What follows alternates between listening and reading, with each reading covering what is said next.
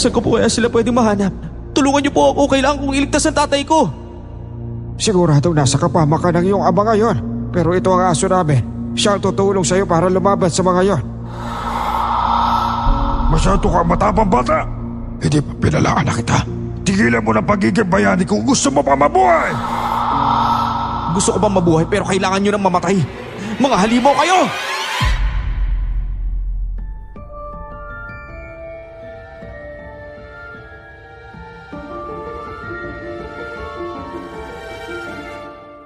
Sabi ng matatanda, tunay nating makikilala ang isang tao kapag nakasama na natin siya sa iisang bubong. Pero habang tumatanda ako, napapaisip ako, gaano nga ba kagaling magtago ang mga magulang natin? Paano nila nagagawang ikubli ang totoong nararamdaman at pagkatao nila habang kasama tayo sa iisang bubong? Bilang mga anak, ganun ba talaga tayo kadaling mabulag sa kanilang tunay na nararamdaman?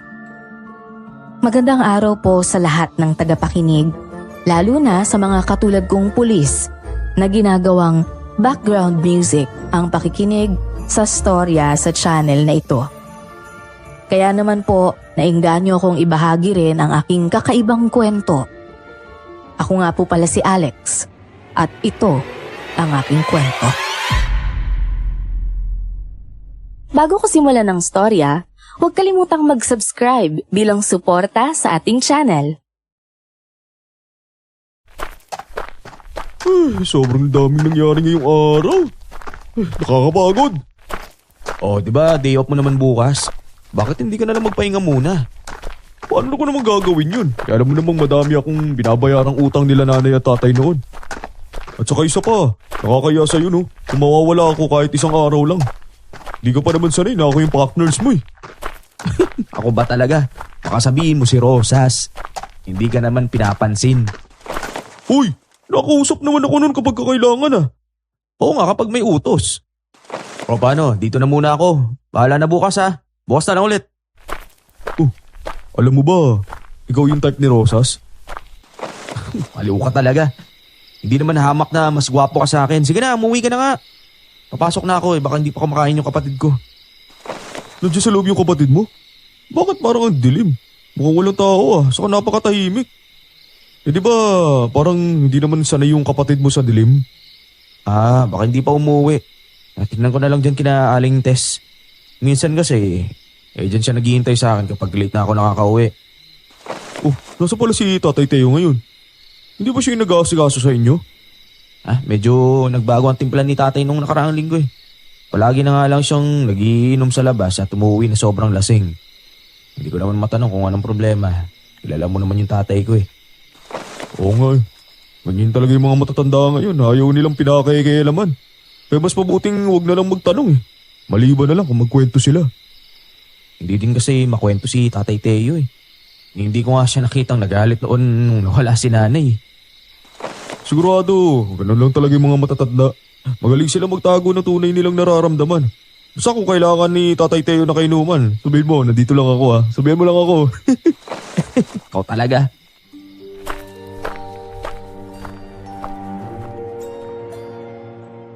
Nagpatuloy sa paglalakad si Sanjo. Siyang kaibigan ko simula pagkabata at katrabaho ko rin ngayon sa presinto. Ako naman ay kumatok sa malaking gate na kahoy nila Aling Tess. Nakailang tawag na ako pero walang lumalabas. Kaya naman naisipan kong umuwi na lang. Baka kasi nakatulog na rin sila at ang kapatid ko. Nakakadalawang hakbang pa lang ako nang marinig ko ang tawag ni Sanjo. Patakbo siyang lumapit sa akin kaya huminto ako at hinintay ko na.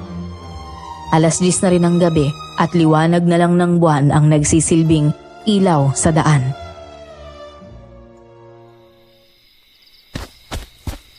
Oh, bakit ka bumalik? Anong meron?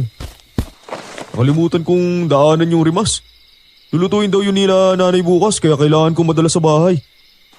Ay, oo nga pala. Nung isang araw pa pala yun pinapakuha sa'yo, nakakalimutan ko rin naman eh. Kaya nga binalikan ko na ngayon kasi kung bukas ko pa madadala yan, baka lumambot na. Masasampiga talaga ako ni inay. Oh, sige na, tara na, halika na, pumasok na tayo. Teka, dugo?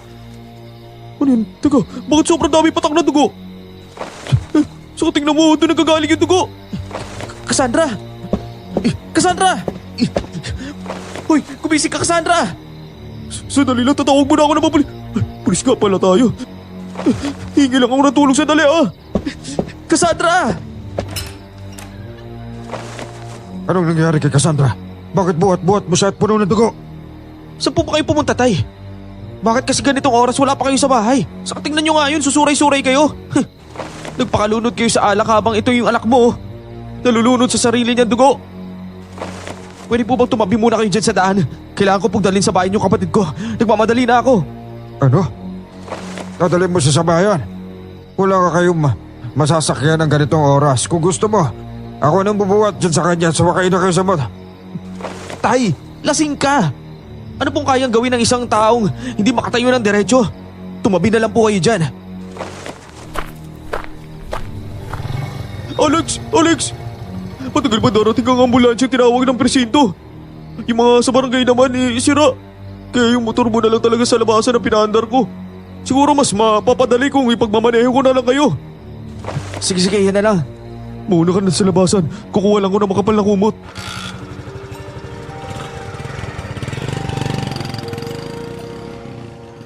Mabilis na nakasunod sa amin si Sanjo. Bago ako sumakay sa motor, tinakluban niya ang buong katawan ni Cassandra ng kumot habang nasa bisig ko. Mabilis pero maingat ang pagmamanehong ginawa niya. Pagdating namin sa ospital, ay agad ding inasikaso ang kapatid ko. Kritikal ang lagay niya dahil sa dami ng dugong nawala sa kanya. Kinabukasan, umuwi ako sa bahay para kumuha ng gamit na kailangan at asikasuhin ang sarili ko. Pagbukas ng pinto, tumambad sa akin si tatay na nakadapa.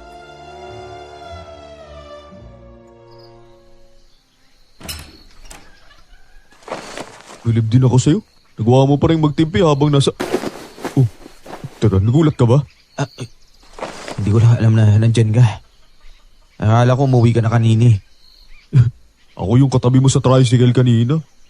Alam mo, kagabi ka pa tulala eh. Kaya inayaan na lang kita at hindi kita iniwan. Pasensya ka na, naabala pa kita. Ano nga pala yung sinasabi mo? Sabi ko, paano mo nagagawang magtimpi? Kasi kung ako yung nasa posisyon mo, sinapak ko na yung tatay mo. Sino ba naman kasing matinong ama ang iiwan ng anak ng dalaga? Lalo na 10 oras ng gabi. Kung alam mo lang, gusto ko na siyang bugbugin ngayon din eh. Mas nangingibabaw lang yung pagiging ama niya sa akin, kaya wala akong ginawa. Huwag lang talaga ang may masamang mangyari kay Cassandra. Hindi ko alam kung ano yung kaya kong gawin kahit na tatay ko pa siya. Oh, kalma lang. Pasensya na. Akala ko kasi hindi ka marunong magalit eh. Pero ngayon, kitang-kita ko na yung galit sa mga mata mo. Huwag kang mag-alala. Magiging maayos din si Cassandra. Pasensya na talaga. Sandali lang. Ako na maglilinis ng kalat na dugo. Wag! Huh? Bala kong paimbestigahan ng kaso. Huh? Ano? Pero bakit? Hindi ba sabi ng doktor pagkabagsak ang dahilan kung bakit tumama ang ulo niya at nagdugo? Mahinhin ang kapatid ko. Hindi siya basta nadudulas lang sa magaspang na sementong yun. Hindi basa ang sahig. Kahit nga ang tsinelas niya, hindi rin madulas. Kaya hindi ko talaga maiisip kung paano siya aksidenteng nadulas at nabagok. Kung ganun, bakit hindi mo to sinabi dun sa presinto? Teka, huwag mo sabihin, ikaw ang magsasagawa ng investigasyon. Kung hindi ako sino, alam mo naman sa presinto natin eh. Ako ang palaging binibigyan ng ganito kahirap na trabaho. Kasi ikaw naman talagang pinakamatalino at paborito ng hepe natin. Kaya yan tuloy, wala ka ng pahinga dahil tinatambakan ka ng trabaho. Hindi na ako sumagot sa sinabi ni Sanjo. Mas pinili ko munang mag-isip bago kumilos. Kumuha ko ng mga gamit namin ni Cassandra, saka bumalik sa ospital. Si Sanjo naman ay pinauwi ko na muna para magpahinga. Ayaw pa nga niya sana pero nagpumilit ako. Sinabi ng doktor na hindi pa sila sigurado kung kailan magigising ang kapatid ko. Tanghaling tapat noon habang ako ay nagbabantay, dumating ang tatay ko. Malungkot ang mukha niya habang papalapit sa akin.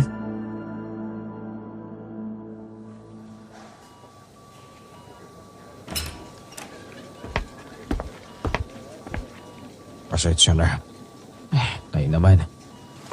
Wala po ba talaga kayong alam? Baka kilala niyo yung gumawa nito kay Cassandra.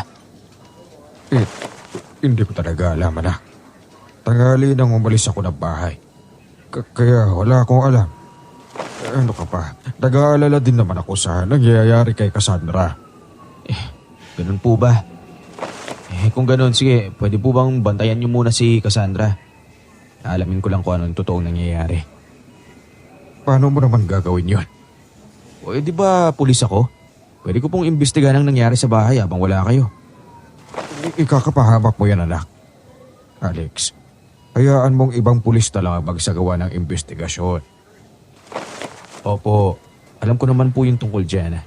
Magsasagawa po ang presinto ng investigasyon nila. Pero gusto ko rin po magsagawa ng sarili kong investigasyon. Bakit mo ba kailangan gawin yon? Wala ka bang tiwala sa investigasyon ng mga kapwa mo pulis? May tiwala naman po ako sa kanila. Gusto ko lang pong malaman kung totoo po yung aksidente talagang nangyari kay Cassandra. Kung mapapatunayan ko po yung sa sarili ko, edi saka na lang po ako titigil. Sige, mag-iingat ka. Huwag mong hayaan mapahama ka dyan, ha? Opo. O sige na, babalik din po ako kagad para makipagpalitan sa inyo sa pagbabantay. May mga pagkain na rin po dyan para hindi kayo umalis dito. At tay, pakiusap. Huwag po muna kayong uminom habang nagbabantay dito. Oo, sige.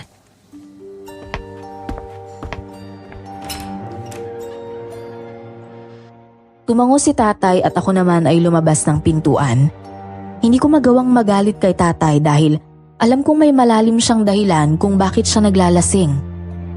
Ang kailangan kong mahanap ngayon ay kung sino o anong klaseng nilalang ang gumawa nun kay Cassandra. Pagkatapos ng trabaho ni Sanjo ay tinulungan niya akong magtanong sa buong barangay. Pagkatapos ay magkikita kami sa bahay para pagsamahin ang aming nakalap na impormasyon.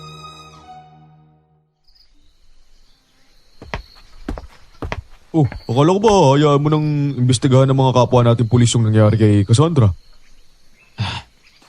Ayokong lumabag sa sinumpaan natin tungkulin bilang pulis pero hindi ko rin gusto na pabayaan na lang ang kaso.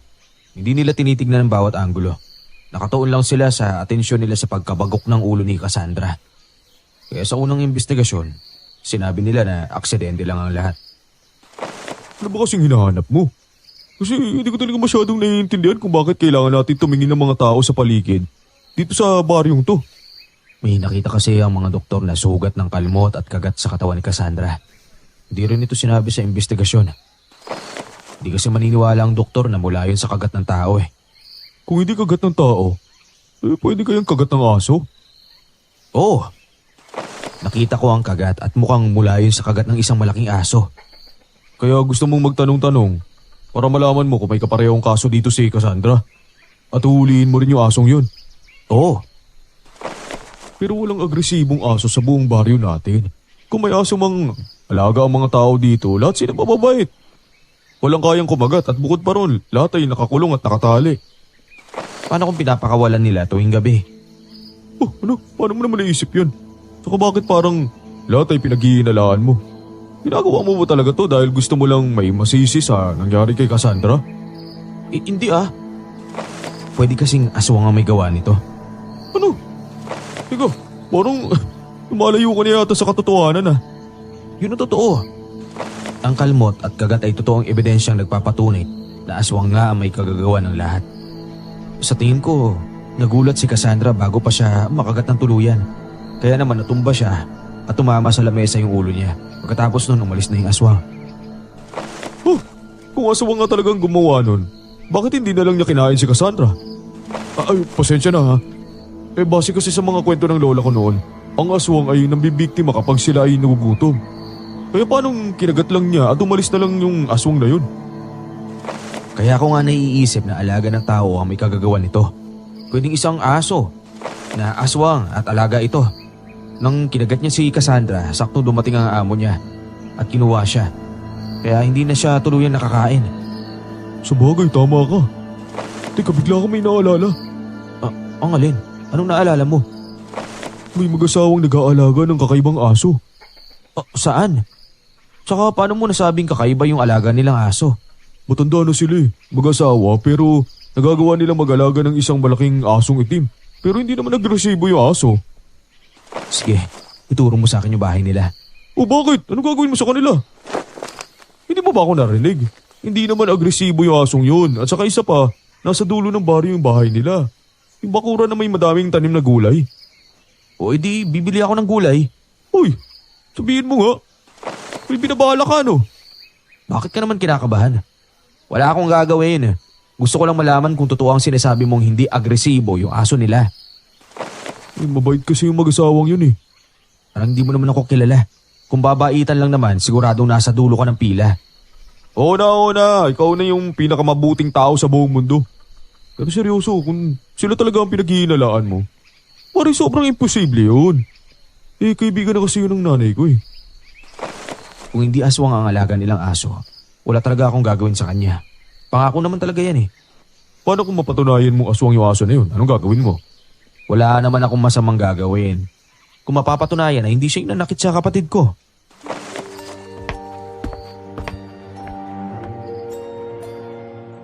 Hindi na siya nagsalita at inabot sa akin ang papel kung saan niya sinulat ang mga address ng mga pinuntahan niyang bahay. May mga importanteng detalye ring nakasulat bilang palatandaan. Sa ospital na ako natutulog at umuuwi lang sa umaga bago pumasok sa trabaho. Nakikita ko pa rin na umiinom si tatay tuwing gabi pero hindi na nagpapakalunod sa alak. Maayos din siya tuwing pinapalitan ako sa pagbabantay tuwing umaga. Kaya naman hindi ako nagdalawang isip na bumalik sa trabaho. Maaga rin akong umalis sa trabaho para magkaroon ng oras na dumaan sa taniman ni Lola Loisa at Lolo Berto, ang matandang mag-asawang may alagang kakaibang aso.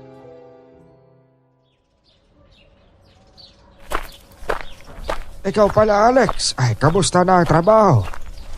Bibili ka ba ulit ng gulay? Nako, walang natirang bulaklak ng kalabasa ngayon eh. Magandang hapon po. Naku, wag na po kayong mag-alala. Mayroon pa po namang gulay sa bahay. Yung binili ko sa inyo nung isang araw. Nandito lang naman po ako dahil gusto ko pong magtanong kung saan kayo nakakabili ng lambanog. Bakit naman lambanog ang trip mo ngayon? May problema ka ngayon, ano? Makaluma lang po talaga akong tao. Gusto ko pong subukan yung mga alak na hindi masyadong iniinom ng kabataan ngayon. Masarap daw po kasi yung lambanog. Narinig ko sa lolo ko dati. Ay, totoo namang masarap ang lambanog. Lalo na nung kapanahonan namin. Noon kasi puro ang mga lambanog. Ngayon kasi, sinusubukan na nila. Dagdagan ng tubig. Isa pa, may kamahalan na rin.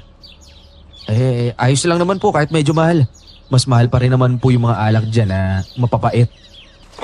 Ikaw talagang bata ka. O sige, halika na. Ituturo ko sa'yo kung saan ka pwedeng bumili kahit 2 galon pa. Yun, tamang-tama. Tapos dito ko na rin po inumin sa inyo ha. Ayos lang po ba na saluhan niyo ako? Hinahaman mo ba ako, iyo? Ay pues, hindi kita susukuan. Matanda lang ang itsura ko pero malakas pa rin akong uminom. Hindi naman po tayo magpapakalasing. Gusto ko lang pong magpalamig at isa pa po, mukhang masarap po kayong kakwentuhan eh. Para po kayong yung lolo ko. Nababawasan yung pagkamiss ko sa kanya kapag nakakausap po kayo. Ay, kaya naman pala galing mo mambola. Lumaki ka pala sa mga lola at lolo mo. Halika na dito. Malayo kasi kung sa kalsada tayo dadaan. Sige po. Teka, hindi po ba nangangagat yung aso ninyo? Parang napakalaki niya po, no? Agandang aso daw yan, sabi ng anak ko nasa Maynila. Iniwan niya sa akin para alagaan. Mabait naman. Kaya nandito lang siya sa bakuran at hindi nakatali. Mukha nga po eh. Hindi mo lang po tumatahol kahit nung unang araw na napadaan ako dito. Ay, hindi talaga yan sanay kayo tumahol. Palagi lang siya nakahiga dyan tuwing araw at kung gabi naman katabi naming matulog. Doon kasi siya sanay sa anak ko. Kaya naman po pala. Yung anak niyo po ba, lalaki po ba siya? Marami na rin ang nag-iisip na lalaki ang anak ko dahil mag-aalaga siya na malaking aso. Kahit din kaming mga magulang niya ay nagtaka. Madami ding nag-aalala dahil hindi daw namin mahahabol kung sakaling magwala. Ko ba, sobrang bait ng aso niya. Hindi siya nagpapasaway, siguro matanda na rin. Mukha nga pong alaga siya eh. Siguro po well-trained dog talaga siya. Yung tipong ginagamit sa mga ahensya. Yung ginagamit ng mga pulis. Nako, hindi ko alam. Hindi ko lang maalala na itanong yan sa anak ko eh. Nga po pala, nag-asawa na po ba yung anak ninyo? Oo. Nag-asawa na siya sa Maynila kaya naman madalang na siyang umuwi rito. Nandito na tayo. Subukan mo na lang pumila dyan. Gagalaw din naman yan kapag nagtakal eh. Marami po pala talagang bumibili ng lambanog dito. Tuba ang pinipili ng karamihan dito. Kaya sila nakapila kasi inaakyat pa sa puno ang mga tuba. Maya-maya lang sariwa nila yung ibibenta. Ganun po ba? Ngayon ko lang po talaga nalaman na may ganito pala, no? Oo naman, kaso ilang kabataan lang ang interesado sa mga ganitong inumin. Kaya nga nagulat ako nung nagtanong ka.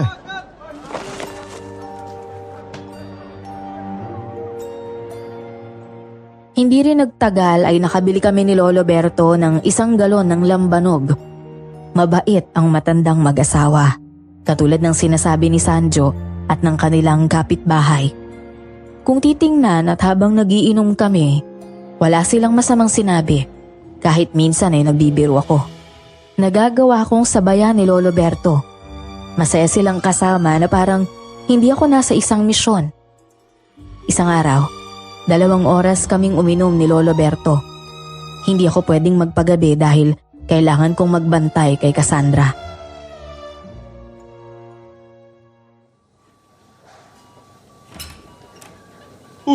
Nandito ka pala. Napaga ka ngayon ah. Mukhang hindi kayo naginom ni Lolo Berto. Siyempre, kailangan magpahinga yung atay ko. At saka isa pa, wala naman akong makukuhang mahalagang impormasyon. Sinasabi mo bang hindi aswang ang alaga nilang aso? Matatahimik ka na siguro niya, no? Hindi ko na sila iimbestigahan. Siguro sa iba na lang ako maghahanap pero hindi pa rin ako titigil sa pagdaan sa kanila. Nakakatuwa din kakwentuhan yung mag-asawang yun eh. Nga pala, nasan si Tatay Teo? Bakit ikaw lang yun nandito? Bumisita lang ako sandali. Mabuti ka at binayagan ako lumabas ng maaga eh. Mula kasi nung maaga ka nang umuwi, ako naman ang palagi nag-OT at gumagawa ng reports. Hindi ka na nga naawa sa akin eh. Minsan lang naman yan eh. Sulitin mo na. Ang mahalaga, may malaki kang sahod sa sahuran. Wow! Ayos ah. Mukhang kailangan ko pa yata magpasalamat sa'yo dahil sa sinasabi mong yan. Uy, napagod kaya ako ng sobra. Oh, teka, nasa na nga pala si Tatay Teo? Kanina ko pa hinahanap eh. May lakad daw siya eh. Kinabihan ka na raw niya ng umuwi ng maaga. Bakit hindi ka dumating kagad? Yan. Ako pinagbantay niya sandali habang hinihintay ka. Kamusta na nga pala si Cassandra? Hindi pa ba nagigising? Yun nga eh. Natamaan daw kasi yung utak niya kaya hanggang ngayon, hindi pa rin siya nagigising. Minsan daw gumagalaw yung kamay niya pero hindi naman nagigising ng tuluyan. Sabi ng doktor, maghintay lang daw kami ng 3 o 2 linggo pa. Ibig sabihin, sobrang lala pala ng pagkabagsak niya, no? Nakakaawa naman. Paano pala yung bayarin? Nakakaya mo naman. Marami naman ako naipon itong nakaraang taon eh. Sa tingin ko, kaya ko naman bayaran. Kapag kinulang ako, pautangin mo ako ha. Ayoko nga. Mamaya niyan, masira pa yung pagkakaibigan natin dahil sa hindi mo. Hindi. Sa bunganga mo tayo masisiraan yan eh. Joke lang, to naman. May binigay sa akin si nanay. Ipon niya raw to. Baka raw makatulong sa bayaran ninyo. Alam niya kasing ikaw lang ang nagtatrabaho sa inyo kaya naman, nilabas niya yung tinatago niya. Salamat ha. Dadaan ako minsan doon para magpasalamat. Wag na. Mamaya niyan takwil na lang talaga ako ng nanay mo eh. Sinabi mo na naman ba? Paborito ka ng nanay ko. Isipin mo, ang dami namin binabayaran dahil sa tatay ko tapos hinahayaan niya akong bayaran kada sahod. Tapos nalaman niya lang na may nangyari sa kapatid mo. Bigla na lang naglabas ng pera. Ay, nako talaga kayo. Maraming salamat talaga kamo sa nanay mo ha. Kapag hindi ito nagalaw, ibabalik ko rin naman kagad. Tatanggapin ko na lang muna dahil alam kong gusto niya talagang makatulong sa akin eh. Nakakaya naman tumanggi, di ba? Huwag mo isipin yun. Kung kulang pa, pwede kitang pairamin. May sarili din naman akong pera eh. Naks, nakakapagtaka. Hoy, madami kayong binabayaran pero kanya-kanya kayong ipon. Lahat ng kinikita ni nanay, tinatabi niya lang. Hindi niya kasi pinapaalam sa amin na nagtatrabaho siya. Minsan nagluluto siya at binibenta. Tapos yung naiwang utang ni tatay ay buwan-buwan ko na lang binabayaran. Dati ko yung sahod ko tapos hindi ko nakakalimutan mag-ipon. Ayos ah. Uy, ikaw din naman nagturo sa akin yun na mahalaga mag-ipon at huwag kalimutan kada sahod. Hindi ko naman nagkamali sa bagay na yun. Salamat sa nanay ko, kamo. Siya nagturo sa akin na maging masinop. Nga pala, hindi ba bukas yung pahinga mo sa trabaho? Samahan mo naman ako. Inom tayo kasama ni Lolo Berto. Masarap yung lambanog at tuba dun sa binibila namin. Talaga? O sige. Teka, paano pala? Mauna na muna ako. Kaya mo na ba dito? Oo, ako na bahala. Komportable naman ako ditong matulog araw-araw. Nasanay na nga kami, lalo na at sobrang lamig din.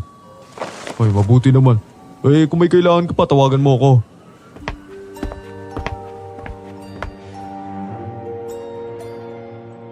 Nagpasalamat ako kay Sanjo at hinatid siya sa labas ng pintuan. Ako naman ay kinuha ang damit ko saka pumasok sa banyo para magpalit. Pagkatapos ng trabaho ay dumiretso ako sa bahay ni Lolo Berto. Masaya naman nila akong binati. Nagpaalam din ako kay tatay na late na makakauwi kaya wala namang problema. Ito kasi ang huling pagkakataon na mamamanmanan ko ang galaw nilang mag-asawa. Sinusunod ko lang naman ang nararamdaman ko hanggang sa may napatunayan ako. Madaldal kasi si Sanjo at walang ingat. Hindi katulad ko na kalkulado ang mga galaw.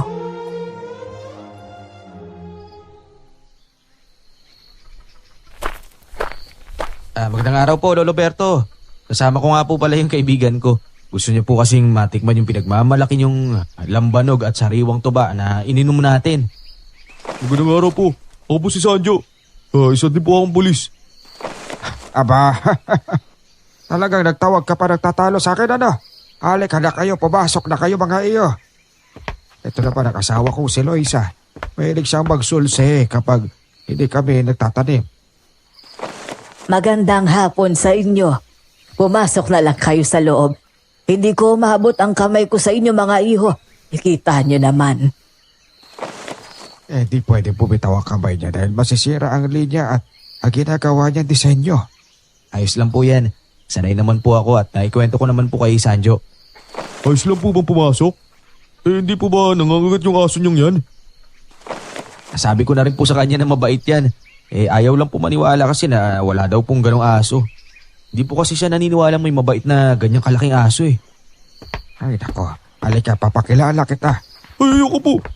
Di ko gustong mabawasan ng 1 kilo, no? Matatakotin po talaga yan, Lo. Baka mamaya po maihi pa yan sa short niya eh. Uy, grabe ka naman. Pinapaya mo naman ako sa harap nila, no? May dahon naman ng saging dyan para yun ang sumapo ng ihi mo.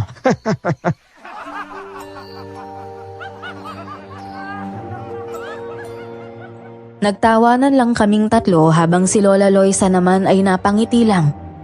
Nang makabili kami ng aming iinumin, nagsimula na kami habang nagkukwentuhan kung ano-ano na ang aming napagkwentuhan hanggang naubos ang aming inumin. Sandaling nagpaalam si Sanjo para umihi lang sa likod bahay. Hindi na niya naiisip ang asong kinatatakutan niya kanina dahil sa tama ng alak. Ilang sandali lang, nagtatatakbo at sumisigaw si Sanjo papalapit sa amin.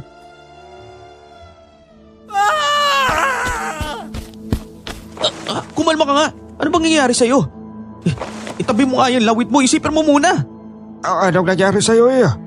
Bakit bigla ka na lang nagsisisigaw dyan? Yung aso. Yung malaki itim na aso nasa likod ko.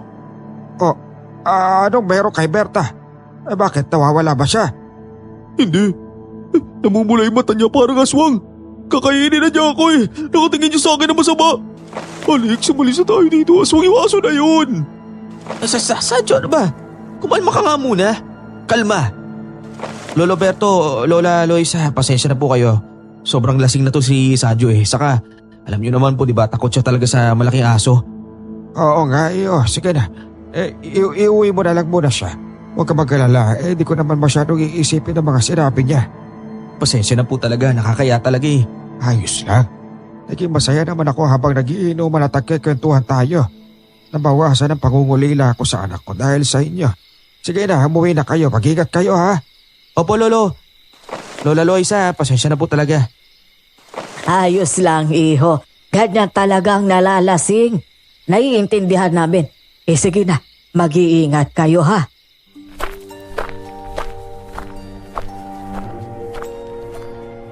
Umalis kami sa bahay ni na Lolo Berto at Lola Loisa nang nagwawala pa rin si Sanjo. Paulit-ulit siya sa kanyang sinasabi, pero hindi ko na lang siya pinansin. Gusto ko na nga siyang sapakin para lang makatulog pero hindi ko ginawa. Mabuti na lang at habang tumatagal ay humihina ang boses niya, kaya tahimik kaming nakauwi. Nagulat pa nga ang nanay niya, pero inalalayan na lang ako papasok sa loob ng kwarto niya. Kinabukasan, natauhan siya at humingi ng pasensya kina Lolo Berto at Lola Loisa. Naya din akong bumalik sa bahay nila kaya naman napapaaga ang pag-uwi ko sa opisina. Palaging umaalis si tatay kapag dumarating ako sa ospital. Hinahayaan ko naman siya kasi alam kong yun na lang ang kasiyahan niya, ang uminom, kasama rin ang barkada niya. Ilang sandali lang ay dumating din si Sanjo sa ospital.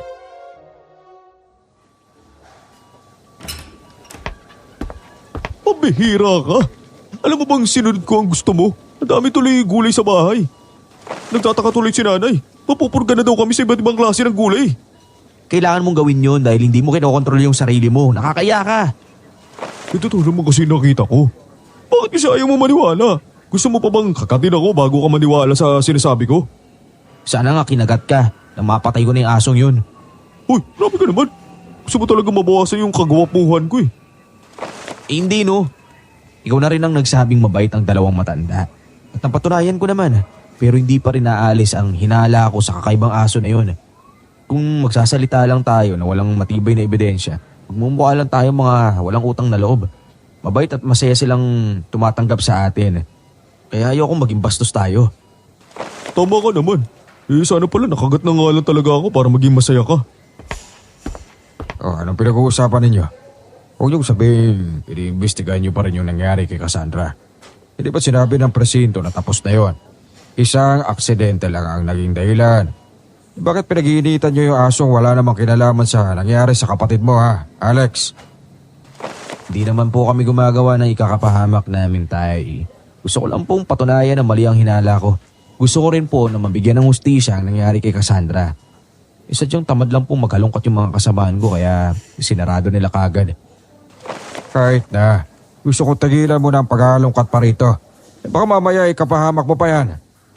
Sandali lang po, labas lang po muna ako. Sa tingin ko po. Hindi. Dapat marinig mo rin ito. Para hindi mo kinukonsinte ang kaibigan mong yan. Alam ko matalino siya, madiskarte, at masunurin. Pero may katigasan rin ang ulo. Kaya gusto kong pigilan mo siya, ha? Opo. Ay naku, sige na tay. Umalis na po kayo. Mukhang may pupuntahan po kayo eh. Pinapalis mo ba ako dahil gusto mong pag-usapan niyo ulit yung mga plano ninyo? Hindi po. Umayos ka, Alex, ha? Ikaw lang ang inaasahan ng kapatid mo. Kung mapapahama ka pa, paano na siya? Naiintindihan mo ba?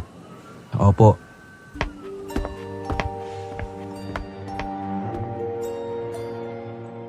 Umalis si Tatay Teo sa harapan namin. Para kaming basang sisiw ni Sanjo habang hinihintay siyang makalayo sa pinto. Halos 10 minuto din ang hinintay namin bago kami nakahinga ng maluwag at nakapagsalita. Grabe si Tatay Teo, no? Nakakatakot siya tumingin. Akala ko kakainin na niya ako ng buhay.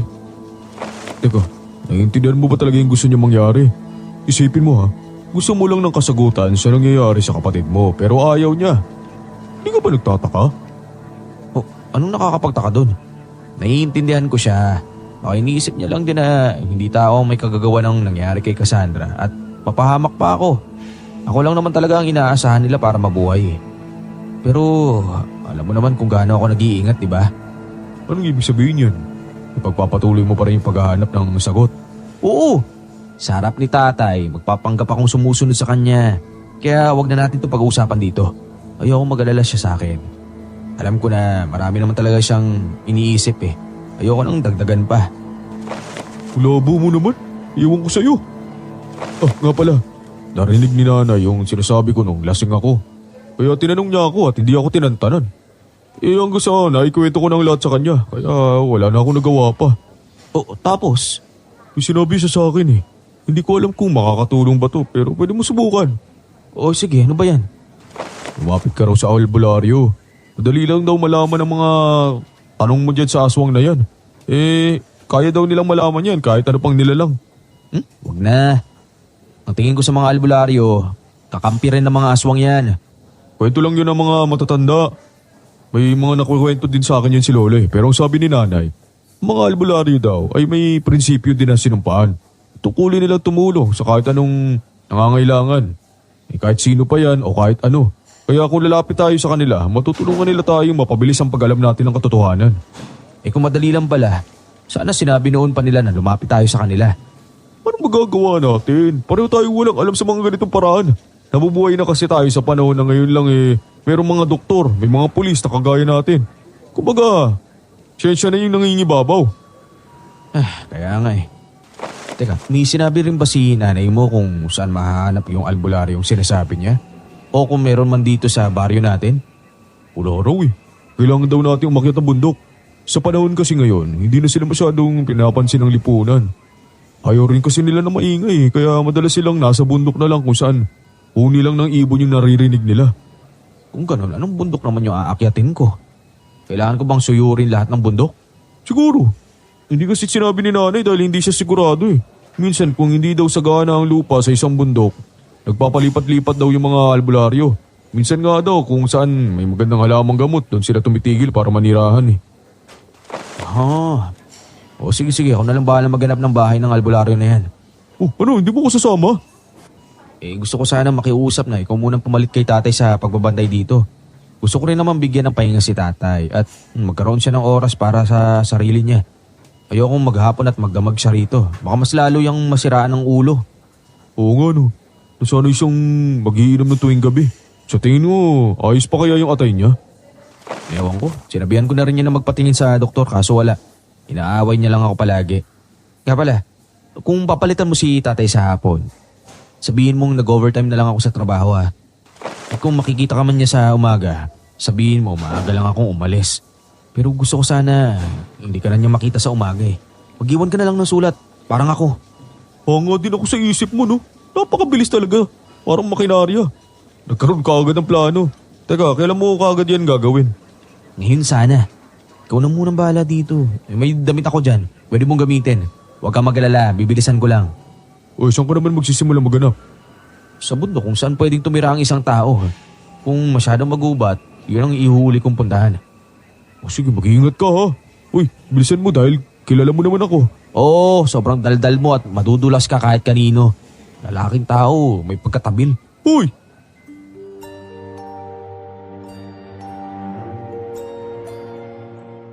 Kinuha ko ang baril ko at nilagay sa bewang. Saka nagsuot ng makapal na jacket. Kinuha ko rin ang bag kong may ilang mga gamit na pang-emergency. Dumaan din ako kay Lolo Berto at nakipagkwentuhan sandali. Habang nag-aabono siya ng halaman niya. Hanggang sa natanong ko ang iba't ibang uri ng bundok. Tinanong ko kung alin ang bundok na pwedeng tirhan at magandang taniman. Sinabi naman niya lahat kaya nagmadali akong pumunta doon. 3 oras din ang ginugol ko sa pag-akyat bago nakarating sa tuktok. Nakita ko ang isang maliit na bahay na gawa sa matibay na kawayan. Kumatok ako at hindi nagtagal ay lumabas ang isang hindi katandaang babae.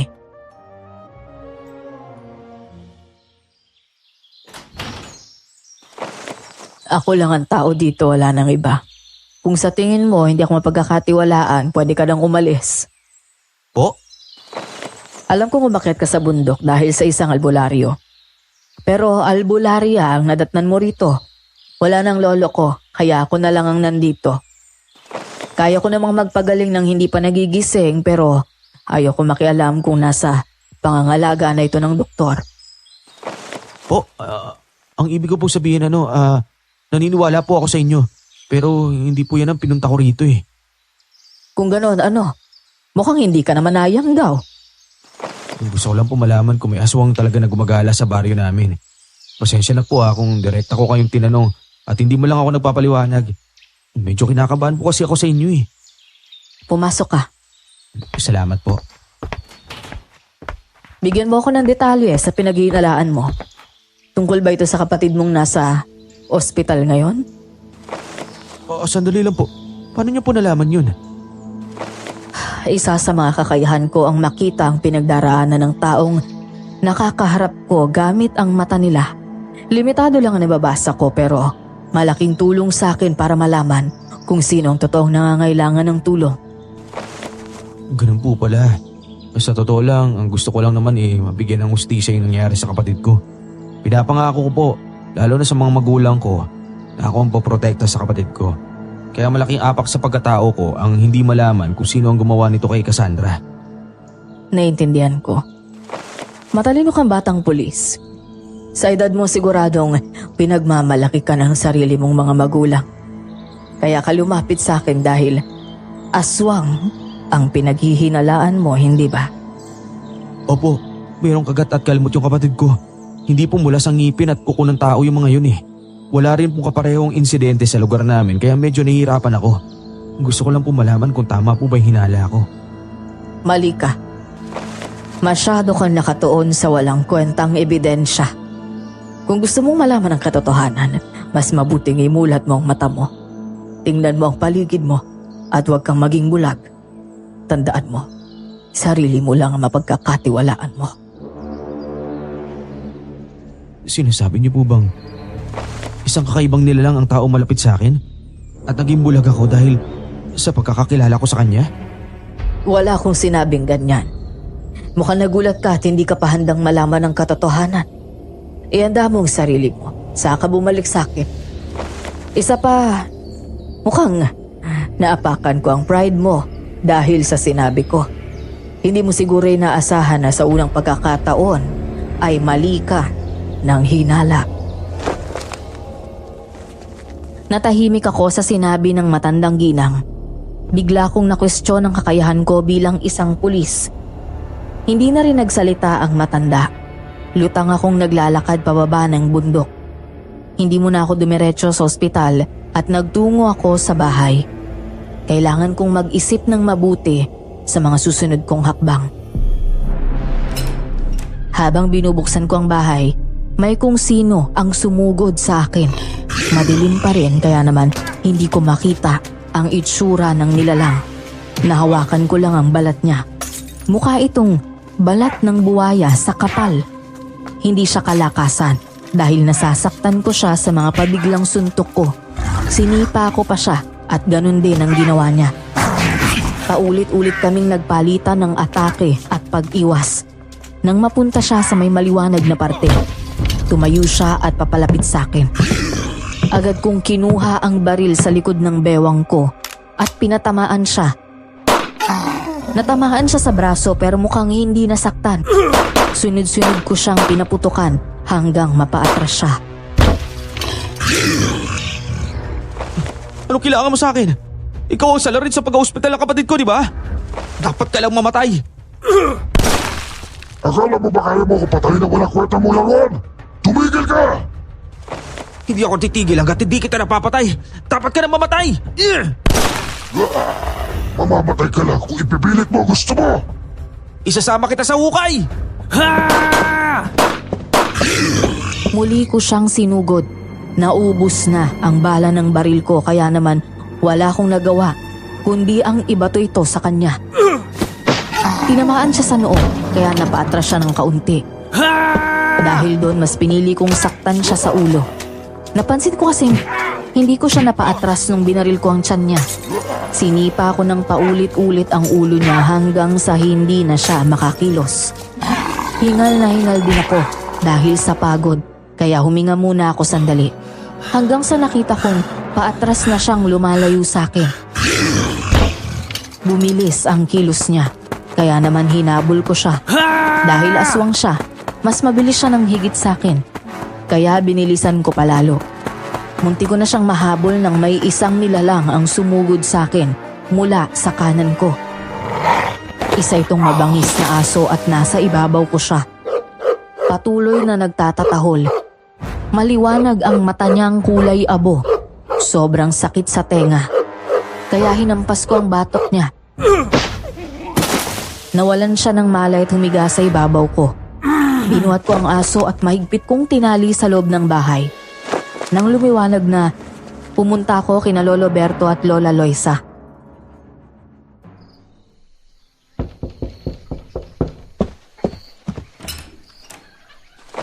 Magandang umaga po. Oh, iyo. Ay, magandang umaga din sa'yo. Anong nangyari? Dami mo gasgas sa katawan. Napaaway ka ata eh. Opo may sumugod po kasi sa akin kagabi. Ano? Sino naman ang sumugod sa'yo? May nakaaway ka ba? Siguro hindi si Sanjong may kaaway, ano? Tapos nadamay ka lang. Kalaway kasi talaga ang batang yun sa talas ng dila niya. Hindi naman po. Isang aso po ang sumugod sa akin. Pasensya na po kayo, Lolo, Lola. Pero mukhang aso niyo po yun.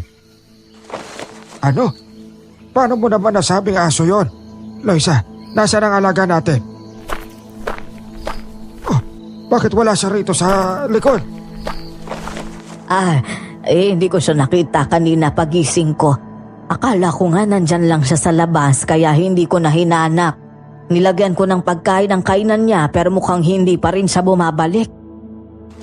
Kasi nasa akin po ang asong yun. Sinunggaban niya ako kagabi. Patuloy niya akong tinatahulan. Sobrang kakaiba po talaga ng aso ninyo. Mapagpanggap rin eh. Alam mo kung gaano kabait ang aso namin. Kaya baka hindi yun ang alaga namin. Gusto niyo po ba dalhin ko dito? Alex, pwede bang ibalik mo na lang siya rito? Hindi naman yun nangangagat eh. May nakita lang siguro siyang kakaiba at akala niya ikaw yon. Lolo, Lola, ayoko pong masamain ninyo ang itatanong ko. Gusto ko lang pong malaman kung aswang po ba talaga ang aso ninyo? Kasi kung hindi, bakit niya po ako susugurin? Hindi aswang ang alaga ko. Pwede mo siyang sabuyan ng asin. Kung hindi ka naniniwala, lagyan mo rin siya ng bawang. Lahat ng pangontra sa aswang gawin mo sa kanya. Pero isa lang ang masisiguro ko sa iyo, iyo. Hindi aswang ang alaga namin. Sige po, ibabalik ko na lang po sa inyo ang alaga ninyo. Naniniwala ka bang hindi kami aswang o ang alaga namin? Kung hindi ka pa rin naniniwala, pwede bang wag mong ipagkalat? Magiging mahirap ang buhay namin kung magiging chismis ito sa barangay. Wala po kayong dapat ipag-alala. Ihahatid ko po sa inyo ang alaga ninyo. Mauna na po ako. Pakawalan mo na lang siya. Kaya niyang umuwi dito na walang nasasakta. Isa rin yung patunay na hindi nananakit ang alaga namin.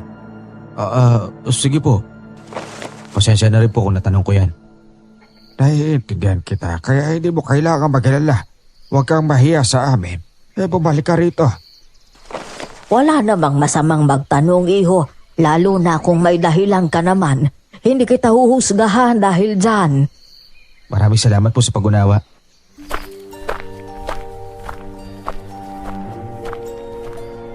Umuwi ako at sinunod ang gusto ni na Lolo Berto at Lola Loisa. Sinundan ko ang asong itim at talagang maingat siyang maglakad. Tahimik at hindi iisiping mangangagat siya ng tao. Ibang-iba siya sa nakita ko kagabi. Pagkatapos kong pagmasdan ay hinayaan ko na siya at umuwi na lang para makapag-asikaso. Dumating ako sa ospital at wala pa roon si tatay. Si Sanjo naman ay nakahiga pa rin sa mahabang upuan sa loob ng kwarto.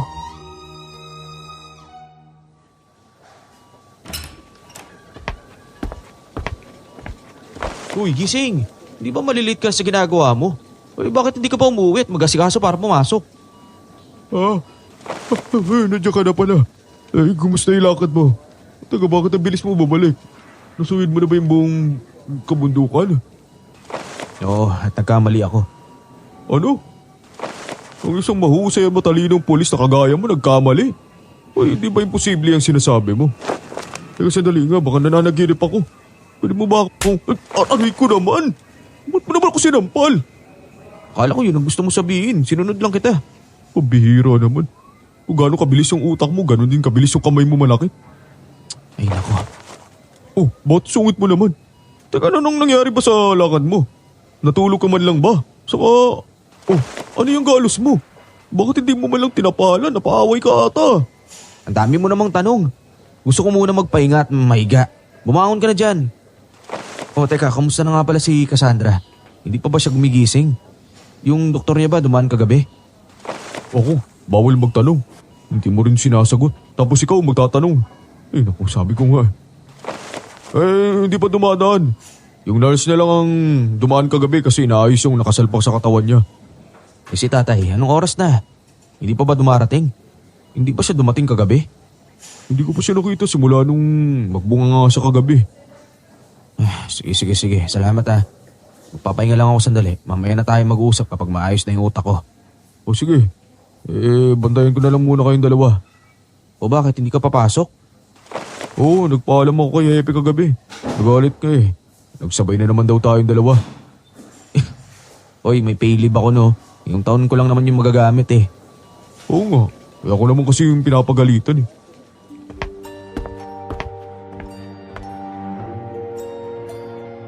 Hindi na lang ako sumagot. Ipinikit ko na lang ang aking mga mata at nagsimulang matulog. Hanggang sa panaginip ko, iniisip ko pa rin ang susunod kong gagawin. Hindi ko alam kung gaano katagal ang naging tulog ko. Pagmulat ko, may rasyon ng pagkain sa ospital. Wala na rin si Sanjo sa loob ng kwarto. Hindi rin nagtagal ay bumalik siya kasama ang kanyang ina. Kaya naman nakiusap akong bantayan muna nila si Cassandra. Muli akong naglakbay ng halos 5 oras paakyat ng bundok mula sa ospital. Hindi pa ako nakakarating ng bahay ng albularya ay bigla akong kinabahan. Bumukas ang pinto at nakita ko galing sa loob si Tatay Teo.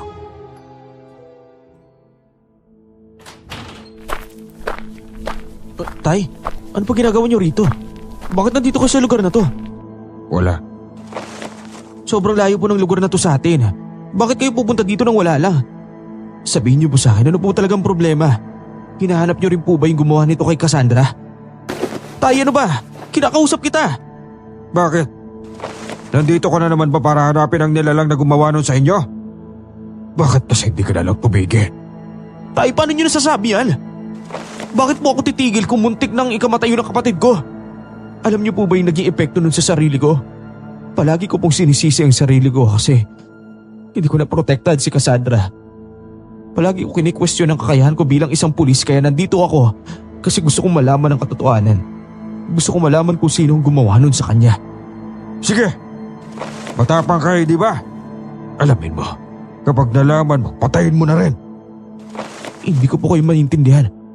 Kasi hindi kayo ang nasa posisyon ko. Hindi kayo ang nakakaramdam ng nararamdaman ko. Ang alam nyo lang ay lasinggero ako at walang kwentang ama. Yun lang naman ang tingin nyo sa akin, hindi ba?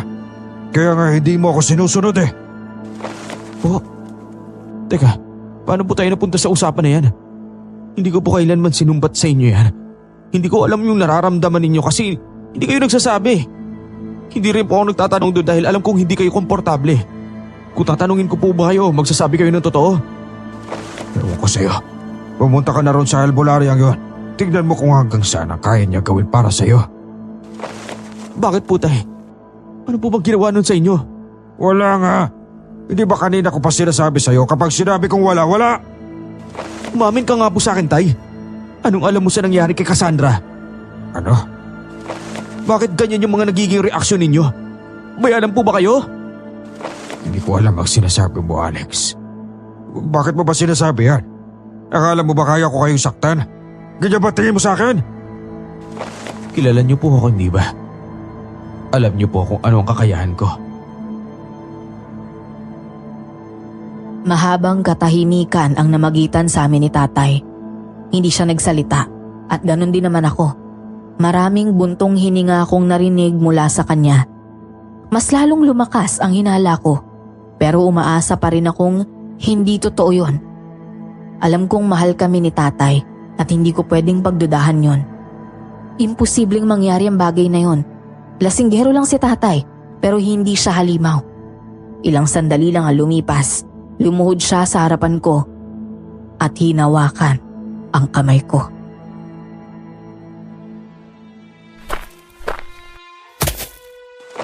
Patawarin po ako, anak. Hindi ko sinasadya. Hindi ko makukontrol ang sarili ko. Hindi ko akalain na may ganito pala akong nararamdaman na nagkakaroon ng matinding epekto sa simpleng kagat lang. Hindi ko sinasadya. Uminahan po kayo, Tay. Hindi ko po kayo masyadong maintindihan eh. Paano hindi niyo po sinasadya? Kayo po ba talaga ang gumawa nun kay Cassandra? Oo! Hindi. Hindi ko alam. Hindi ko matandaan. Gulo-gulo na rin ako. Hindi ko alam. Kaya nga nandito ako dahil sa kagusto ang malaman ang katotohanan. Kung kayo po ang sumugod kay Cassandra at dahilan ng pagkabagok niya, ano pong dahilan ninyo? At bakit parang nakalimutan ninyo? Kasi nayanggaw ako. Iyanggaw? Teka, anong nilalang po yung iyanggaw? Nakagat ako ng aswa. Matagal lang naging proseso nun sa katawan ko. Pero mas naging agresibo ako. Nagagawa akong sakta na kahit sino makita ko. Sinusunggaban ko ang lahat ng nilalang na may dugo at buhay. Ganun ang naging epekto sa akin. Pero lahat ng naging biktima ko ay nakakalimutan ko. Kahit anong pilit kong maalala, hindi ko magawa. Aswang po kayo? Nasa pagitan ako ng aswang at tao. Pwede pa akong bumalik bilang tao. O pwede rin ako maging ganap na aswang. Depende sa pipiliin ko. Pero habang nasa ganito akong katayuan, pwede ako makapanakit na kahit sino. Hindi ako makapili ng bibiktimahin ko. Paano po nangyari yun sa inyo? Bakit hindi niyo po sinabi sa akin? Bakit hindi niyo po sinubukang humingi ng tulong? Galit na galit ka sa gumawa nung kay Cassandra, hindi ba? Nababasa ko rin na alam mo na ang tungkol sa mga aswa. Kaya natakot ako. Natakot ako na baka patayin mo ako o kaya naman mamatay si Cassandra at ipakulong mo ako. Kilala kita. Kailanman ay batas ng tao ang nananaig sa'yo. Kasi yun naman po ang sinumpaan kong tungkulin eh. Hindi po ba kayo ni nanay ang nagturo sa akin nun? Kayo rin ang nagsabing huwag ako magpapakabulag sa pagmamahal. Na kailangan ibigay ko ang nararapat na hatol. Kahit ikaturog pa ng puso ko. Kaya nga natakot ako, anak. Tay, huwag kang lalapit. Hindi ako susuko ang hindi ko naaalala ang gabing yun. Gusto ko mapatunayan na ginawa ko gayon. Tutulungan ko po kayo. Magtiwala po kayo sa akin. Hanap ako ng paraan para bumalik ang alaala ninyo. Magtiwala po kayo sa akin. Hindi na. Ayoko pati ikaw ay papahabak dahil sa akin. Alagaan mo na mabuti si Cassandra. Ako ang hahanap sa hustisyang gusto mo. Pangako, susuko ako kapag may naalala na ako. Pero tay, nakikiusap ako sa iyo, Alex. Kahit ngayon lang, pagbigyan mo ako. Habang nagsasalita si tatay ay umaatras din siyang palayo sa akin. Kita ko rin ang takot sa mga mata niya. Awang-awa ako sa kalagayan niya. Sa totoo lang, may takot din akong nararamdaman. Inisip kong baka biglang maging aswang si tatay at sugurin ako. Nilalakasan ko lang ang loob ko dahil kailangan. Nang nakalayo na si tatay mula sa akin, mabilis niya akong tinalikuran at naglakad pababa. Ako naman ay bumalik sa bahay ng albularyang si Aling Mendez.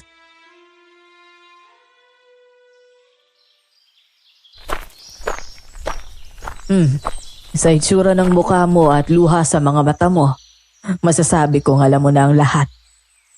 Hindi ka ba natakot? bago po ba ako dumating dito ng isang araw, alam niyo na yung tungkol sa tatay ko. Oo. Pero bakit hindi niyo pa rin po sinabi sa akin? Bakit hindi niyo pa rin po hinayaan na tulungan ko po yung ama ko? Isa ka lang hamak na batang pulis. Wala kang alam sa mundo ng kadiliman. Kaya anong tulong ang kaya mong gawin? Isa pa, nakiusap ang tatay mo tungkol dyan. Wala akong nagawa kundi ang sumunod sa gusto ng nagpapagamot sa akin. Paano ko po matutulungan ang tatay ko? Anong tulong ba ang gusto mo? Gusto mo bang ibalik ko ang alaala niya para kusa siyang magpakulong? Sa ganon may hustisya na para sa kapatid mo? O gusto mong hayaan kung wala siyang maalala at ibalik siya bilang tao? Tapos hindi na po namin malalaman kung sino ang gumawa nun sa kapatid ko? Pero paano kung hindi po ang tatay ko may gawa nun? Pero paano kung siya? Kaya mo bang kalad ka rin sa kahihiyan ng sarili mong ama? Hindi po. Alam ko may iba pang paraan. Hindi po pa pwedeng alamin natin ang totoo nang hindi nalalaman ng tatay ko. Sisilipin ko lang po. Saka ako magdedesisyon. Hindi ba pandaraya yan sa nakatadhana? Madali lang naman yan, iho. Palampasin mo na lang. Isipin mo na lang na isang aksidente ang nangyari sa kapatid mo. Sa ganun, walang masasakripisyong buhay at magigising pa ang kapatid mo. Sinasabi niyo po bang kontrolado ang lahat ng bagay? Kaya hindi nagigising si Cassandra dahil sa patuloy kong paghahanap ng katotohanan? Yun po kasi yung pagkakaintindi ko sa mga sinasabi niyo ngayon. Pasensya na po. Sobra lang po talaga ako nag-aalala sa nangyayari. Hindi ko po alam kung kanino o saan ako hihingi ng tulong. Naniniwala po ako sa pakiramdam ko noon pero ngayon, medyo nahihirapan po akong paniwalaan. Kung nagdududa ka sa kakayahan mo, siguro nga tama ka. Mo? Ang sinasabi ko lang, kung anong pakiramdam mo, yon ang pagtuunan mo ng pansin. Kung gusto ko malaman ng totoo, sumugal ako. Kung takot ang tatay ko, ako mismo ang gagawa nun. Ganun ba? Hindi nakakasira ng pagkatao ang isang pagkakamali. Doon ka matututo sa buhay. Subukan mo. Ang takot wala yang magagawa kundi hadlangan ka. Pasensya na po kung itatanong ko ito. May posibilidad po ba na hindi ang tatay ko ang gumawa nun? Hindi sugal ang gagawin mo kung sasagutin ko ang tanong mo. Gusto kong sumugal ka sa buhay. Dahil doon ka matututo. Ano pong gagawin ko? Paano ko po matadala dito si tatay at subukang ibalik ang alaala niya? Yun na ba ang napili mong desisyon? Opo, nararamdaman kong kahit nasa ibang kaanyuan si tatay, hindi niya magagawang saktan ng taong mahal niya. Pagkakatiwalaan ko po yung pagmamahal niya bilang isang ama. Kung gano'n ako nang bahala sa lahat. Ano po? Paano po? Mula nang mangyari yon sa iyong kapatid, palagi na siyang pumupunta dito. Umiinom muna siya ng kaunti at saka nagpapagapos. Ginawa niya yon para hindi makasakit kung sakaling mayanggaw siya. Talaga po, ibig sabihin, araw-araw siyang naglalakad ng 10 oras para lang hindi makasakit ng kahit sino? Iyanggaw na siya. Mas mabilis siyang maglakad kumpara sa ordinaryong tao. Kaya masasabi kong mga nasa 5 oras lang ang lakad niya at oo, ginagawa niya yun. Ayaw niyang may matulad pa sa kapatid mo. Mamayang gabi, babalik din siya para magpagapos. Maraming salamat po. Babayaran ko po lahat ng serbisyo niyo sa amin. Mahal akong maningil. Baka hindi mo kayanin. Kahit magkano po ang halaga, pagtatrabahuan ko po.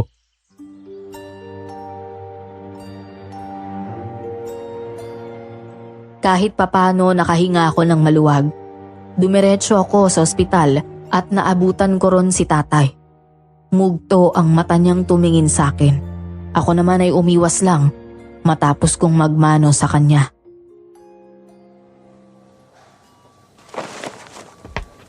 Hindi ba't oras sa trabaho mo ngayon? Hindi ka ba pumasok para bantayan si Cassandra? Akala mo ba sasaktan ko siya ulit? Kung may posibilidad po na hindi kayo ang gumawa nun, yun po ang panghahawakan ko. Ayoko rin po isipin na kayo yun. Bago po kayo naging isang lasinggero, nakita ko pong naging mabuti kayong ama at mapagmahal na asawa. Mas matimbang po yun kaysa sa nangyayari ngayon. Sinasabi mo ba na handa kang palampasin ang nangyari at hindi ako pagbayarin sa harap ng batas?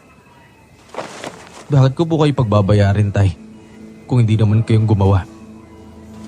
Naniniwala ka ba na hindi ako talaga ang gumawa noon o gusto mo lang subukan ko ang orasyon para mas lalo lang ako mamatay sa konsensya? Hindi po, tay. Gawin niyo po o hindi, ayos lang po sa akin. Pero gusto ko lang pong mawala yan sa inyo. Gusto kong bumalik na kayo sa dati. Yung dati ninyong pagkatao. Hindi ko gustong gawin yon. Hindi ko gusto maging tao. Gusto kong maging aswang. Hinihintay ko lang na maging maayos sa kalagayan ng iyong kapatid. Gusto kong iwan kayo kapag kaya nyo namang sarili ninyo. Bakit yun naman po gagawin yun? Teka, ano po bang dahilan ninyo? Hindi ko kayo naiintindihan eh. Nung nawala ang nanay mo, sinabi kong sumama siya sa iba. Hindi ba? Hindi totoo yun. Hindi kayang mangaliwa ng nanay mo.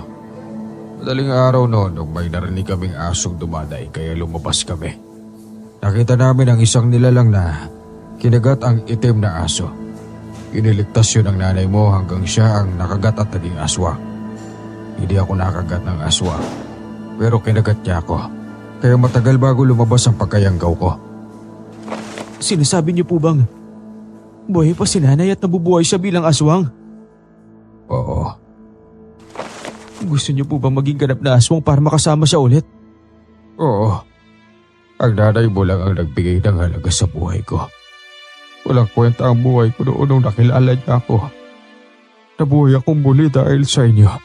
Pero kayong magkakapatid, mag-aasawa rin kayo at bubuo ng pamilya. Kapag dumating ang araw na yon, mag-isa na naman ako. Isa pa, mag-isa kayo ng nanay ninyo. Gusto ko siyang dabayan, kagaya na pagdaman niya sa akin noon.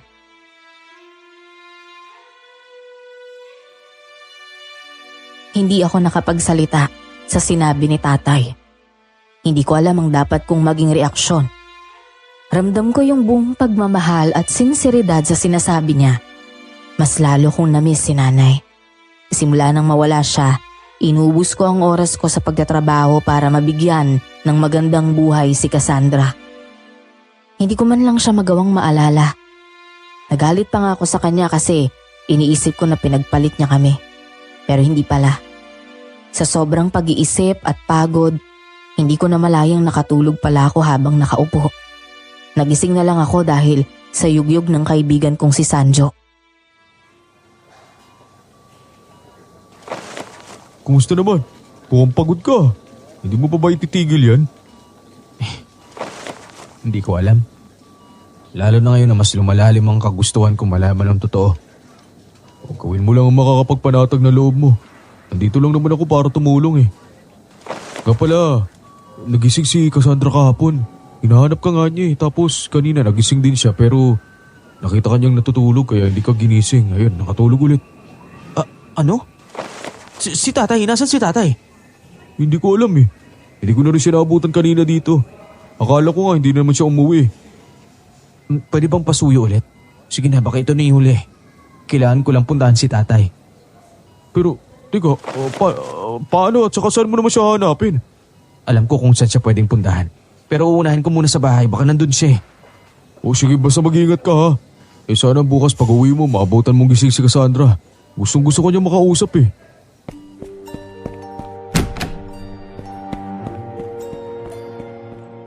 Agad akong tumakbo papunta sa bahay.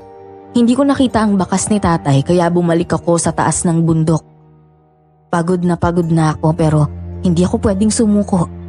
Hindi ko alam ang ipapaliwanag ko kay Cassandra kung pinili ni tatay ang pinakamasamang desisyon.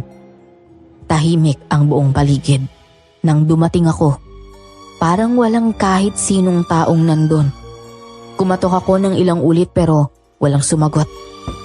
Inilibot ko ang buong paligid hanggang sa likuran pero wala talagang tao. Pauwi na sana ako nang makita ko ang dalawang matanda at isang alagang aso. Nilapitan ko sila para tanungin pero bigla ko silang nakilala. Lola Loisa? Lolo Berto? Kayo po pala. Teka, ano po ginagawa niyo sa lugar na to? Bakit kayo nandito? Alex, Alex, iho, ikaw ba talaga yan? Anong ginagawa mo rito? kaya mo ba ako tinanong nung nakaraan? Bakit? Anong mayroon? Albularyo ba kailangan mo? Halika, pumasok ka sa bahay namin. Hindi ko akalain na dito tayo magkikita ng ganitong oras. Bahay niyo po ang kubong to? Oo, bahay namin ito nung manggagamot pa ako. Pero simula nang mapunta sa anak ko ang kakayahan ko, lumipat na kami sa baba at nabuhay ng isang ordinaryong tao. Teka, sandali lang po. Medyo naguguluhan ako. Kung sa inyo po ang bahay na ito at kayo ang albularyo, sino po yung nakausap ko nung nakaraan? Sino ang gumamot sa tatay ko? Ano? Si Mendes? Siya nga po yung babae nagpakilala sa akin bilang albularyo. Sobrang galing niya nga po eh. Nalaman niya kagad yung mga kailangan ko. Tinulungan niya yung tatay kong nayanggaw, kaya naman po sobra akong naniniwala sa kanya. Alex, aswang na magkukulab si Mendez. Nalinti ka na. Siguradong nasa kapamakan ng iyong ama ngayon. Saan ko po kaya sila pwedeng mahanap? Tulungan niyo po ako, kailangan kong iligtas ang tatay ko. Hindi kita masasamahan sa lugar na yon. Pero ito ang aso namin. Siya ang tutulong sa iyo para lumaban sa mga yon. Kaya po bang lumaban ang asunto sa mga halimaw at mangkukulam? Oo, siya kasama namin mula noon. Alam niya ang tao sa aswang at tuwing nakakaramdam siya ng aswang sa paligid, agad niya itong inatake. Kaya pala inatake niya ako nung nakaraan. Naamoy niya yung amoy ng aswang sa katawan ko. Naglaban po kasi kami noon eh. Sige na, iligtas mo ng tatay mo. Gamitin mo alinman dito. Lahat yung pangotra at mamatay ng aswang. Pipili lang po ako. At saka isa pa po. Paano kung atakihin ng aso ang nanay at tatay ko? Ano pong gagawin ko? Marunong bumasa ng puso yan. Higit sa lahat, doble ang pakiramdam nila kaya hindi mo kailangan mag-alala. Sige po. Ito po. Paano po ba to gamitin? Mukha siyang boga. Oo, may mga bala lang yan na pako. Ilalagay mo itong mga pilak na hugis pako. Pagkatapos, papatakan mo na kaunting alkohol. Saka mo kakalabitin. Maliit na boga ang tawag dyan sa amin. Maganda yan lalo na sa malayuan at malapit ang kalaban. Mabilis din niya kaysa sa ordinaryong boga. Ito na lang po ang gagamitin ko. Dadalhin ko po lahat ng alak na to at ang mga bala. Maraming salamat po ha. Saka ko na lang po aalamin ang lahat ng kwento sa inyo pag natapos na. Huwag kang mag-alala. Sige na, gawin mo na ang kailangan mong gawin at mag-iingat ka. Kinausap ni Lola Loisa at Lolo Berto ang asong itim, saka mabilis itong tumakbo. May suot din ito sa kanyang katawan na parang sundalo. Siguro ay isa ding pangontra. Sobrang kakaiba ng asong ito, kaya naman binigay ko ang buong tiwala ko sa kanya. Malayo, sobrang layo ng nilakbay namin hanggang sa umalulong siya. Natakot pa ako dahil para siyang nagtatawag ng giyera. Ilang sandali lang ay sinugod niya ang mga kabahayan sa aming harapan. Walang tao sa buong paligid. Buong abandonadong komunidad na ang lugar na ito. Wala naman akong matanungan kaya nagpatuloy lang ako sa paghahanap. Hanggang may isang bahay sa dulo ang may liwanag at may humihiyaw sa akin. Pumasok ako at nakita ko si Aling Mendez, si tatay at isang babaeng hindi ko makilala sa dungis.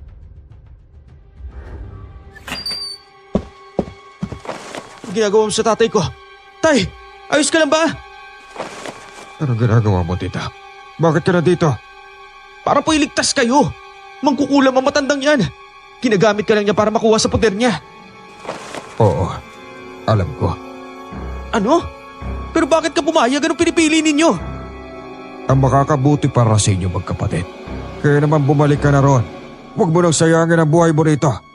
Ayos lang ako dito. Masasanay din naman ako. Ano ba? Bakit ba yan ang pinipili ninyo, tay? Alam niyo po bang naghahanap ako ng ibang paraan? Kung hindi ako sasama sa kanya, pwede niyang patayin si Cassandra. Pwede niyang hayaang tulog siya habang buhay. Walang iya ka talagang mangkukulam ka. Utu-utu naman kayo, di ba? Ikaw, masyadong mataas ang sarili dahil sa nakamit mo sa buhay mo. Nakakatawa naman kayo. Makawalan mo ang tatay ko, kaya mo patayin kita. Sigurado ka? Sa sobrang duwag mo, kaya mo kayang makapatay? Nararamdaman ko ang takot mo at isa yang kahinaan. Ikaw ang gumawa nun kay Cassandra, di ba? Depende. Nasa'yo kasi yan kung anong paniniwalaan mo. Ano mo kailangan mo sa pamilya namin? Bakit nyo kami pinapahirapan ng ganito? Wala. Masyado kayong masaya. Nakakairita. Tapos ang angka namin ang inuubos nyo? Hindi ba kayong mga tao ang halimaw? Kahit walang ginagawa sa inyo, sinasaktan nyo. Walang ginawa ang pamilya ko sa'yo. Kung naiinggit ka, hindi namin yung kasalanan. Siguro nga. Hindi na ako nakatiis. Sinubukan ko siyang patamaan ng maliit na boga. Pero may lalaking aswang ang humarang sa kanya. Makapal na parang buwaya ang balat niya kaya naman mababaw lang ang naging tama ng mga pakong bala sa katawan niya. Siya ang aswang na sumugod sa akin noon sa bahay. Masyado kang matapang bata. Hindi pinalaan na kita. Tigilan mo na pagiging bayani kung gusto mo pa mabuhay. Gusto ko bang mabuhay pero kailangan nyo nang mamatay. Mga halimaw kayo! Sa tingin mo ba, talaga kaya mo kami labanan? Ano kasama mo? Isang walang kwentang aso? Hindi ka gumagalaw at hindi ka man lang matulungan. Natalo na kita ng gabing yun eh. Kaya kaya kitang patayin ngayon. Alam ko naman na mahina ka lang. Iniisip mo ba lang ako yun? Tatay mo yun. Ang mahinang nilalang na yun ay ama mo. Ay isang agaras kagaya ko. Hindi niya palang nagagawang kumain na tao kaya mahina pa siya. Sigurado ako, susubukan niya kainin ka. Siya ang magiging pinakamalakas sa lahat.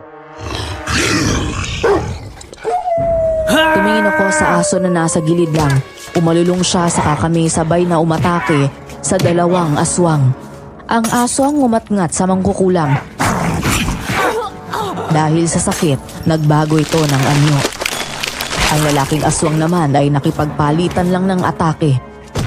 Isang malakas na sipa ang naramdaman ko sa ulo kaya napaatras ako at tumalsik. Mabilis siyang nakalapit at inulit ang atake. Kinuha ko ang baril sa bewang ko at pinaputok sa ulo niya. Napaatras siya kaya nagkaroon ako ng oras. Muli kong sinipat ang ulo niya pero umiwas na siya hanggang maubos ang bala ko. Tumawa pa siya nang wala nang lumabas. Napahinga ko at inihanda ang sarili ko. Susugod na siya nang may isa pang kamukha niya ang humarang, si tatay. Bago pa ako magsalita, mabilis na naglaban si tatay at ang aswang. Hindi na ako nagdalawang isip. Kinuha ko ang mga pakong pambala sa boga at tinulungan si tatay. Habang abala siya sa pakikipagsuntukan, ako naman ay tinusok ang ulo ng maraming pakong pilak. Nung una ay hindi niya ako pinansin hanggang sa nalagay ko lahat at nanghina siya. Bumagsak siya sa lupa at naging abo. Nang pagtingin ko sa paligid wala nang mangkukulam. Ang aso ay nakahiga na, kaya agad ko itong nilapitan. Ayos ka na ba? Anong nangyayari sa'yo? Hindi naman sasagot yan. Sumasagot po sila gamit ang kanilang mga mata. Nakikita ko po yun. Oh, anong sinasabi niya ngayon? Maayos raw ba siya? Mukhang hindi po. Kailangan ko na po yung bumalik doon. Tara na po. Teka, ayos lang naman po kayo, di ba? Oh, ikaw ba? Ang dami mong sugat. Ayos lang ba yan? Opo, yung babaeng nahimatay na yan. Ano pong gagawin natin sa kanya? Hindi mo ba siya kilala? Siya ang iyong nanay. Ano pong nangyayari sa kanya? Pasensya na po, hindi ko po namukhaan dahil sa kakaibang itsura niya ngayon. Tara na po, ipagamot na natin sila sa totoong albularyo.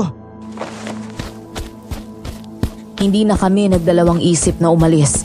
Ang aso ay sobrang nanghina at ang nanay ko rin na mukhang baliw. Mabuti na lang at hindi umalis si Lolo Berto at Lola Loisa sa kubo sa tuktok ng bundok. Agad na binigyan ni Lola Loisa ng tubig ang aso at unti-unti itong umayos. Sinabi ni Lola Loisa na sobrang init kasi ng singaw ng aswang na nakuha ng aso. Nakalimutan din kasi naming magdala ng tubig. Si nanay naman ay hindi makausap ng matino kaya kailangang gamutin. Si tatay ay tinuruan ni Lolo Berto kung paano kontrolin ang sariling kakayahan. Pinili niya kasing maging aswang para maalis ang sumpa kay Cassandra. Ang marka ng kagat ay isang palatandaan pala ng sumpa.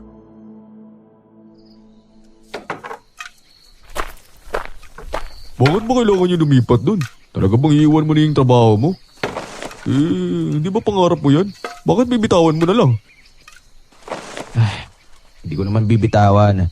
2 taon, pahinga lang naman ako. Tapos magpapagaling lang si tatay, si nanay at saka si Cassandra. Babalik din naman ako dito pagkatapos ng lahat ng yun.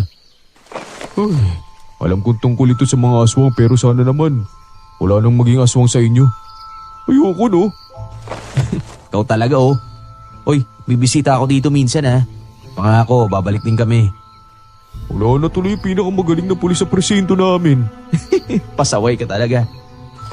Hindi naman talaga ako ang pinakamagaling eh. Nagmamagaling lang kami. Sus, humble ka pa. O mag-ingat kayo ah. Bye-bye Cassandra.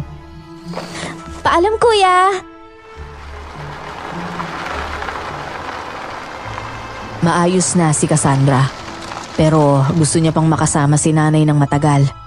Si tatay naman ay inaaral pa ang kanyang buong pagkatao kaya takot pang makisalamuha sa iba. Si nanay wala pa ring pagbabago kahit lumipas ng maraming taon kaya naman tinanggap na lang namin kung ano siya. Ang mahalaga ay buo at magkakasama kami. Sa tabing bahay pala ni Lolo Berto at Lola Loisa, doon kami nagtayo ng aming sariling bahay. Dito na rin sa bundok sila nanirahan kasama ang kanilang alagang kakaibang aso. Minsan, sumasama si Lolo pababa sa bundok para bumisita sa aming mga bahay. Naging isa kaming malaking pamilya kasama ang matandang mag-asawa. Kahit sa maiksing panahon. Sa ngayon, 5 taon na silang wala kasama ang kanilang kakaibang aso. Makalipas din ang 3 taon, sumunod si nanay. Kaya naman namuhay kami sa baba ng bundok ng kamilang ulit na 3. Maraming salamat po sa pagbasa ng aking kwento. Hanggang dito na lang po at more power sa inyong channel.